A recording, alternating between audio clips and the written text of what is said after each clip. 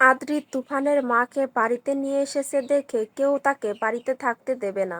শুভ আদ্রিতের বাবা মাকে বলে, যতদিন না পর্যন্ত তুফান ফিরে আসছে ততদিন কাকিমা এ বাড়িতেই থাক।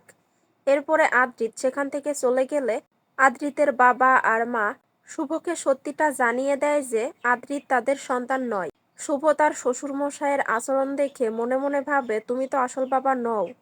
তুমি যদি আসল বাবা না হয়ে থাকো তাহলে তুমি কিসের এত ভয় পাচ্ছ? এর থেকেও অন্য কোনো সত্যি কি আছে যেটা তুমি লুকানোর চেষ্টা করছো? এরপরে দেখা যায় সবাই খাবার টেবিলে খাবার খেতে বসেছে। শুভ অয়নাকে মাছ খেতে দিলে অয়না সেই মাছটা দেখে বমি করতে সেখান থেকে উঠে যায়। এরপরে দেখা যায় আদ্রিত শুভকে বলে, তুমি কাকিমাকে ডেকেছো তো? এরপরে তুফানের মা এসে খাবার খেতে বসে তখন ডোনা তুফানের মাকে বলে, আপনাদের মধ্যে না একটা অবিশ্বাস্য মিল। সবকিছুতেই কেমন যেন মিলে গেছে, ব্লাড গ্রুপ থেকে শুরু করে। তুফানের মা বলে, তা তো মিলবেই, ও তো আমার ছেলেরই মতো।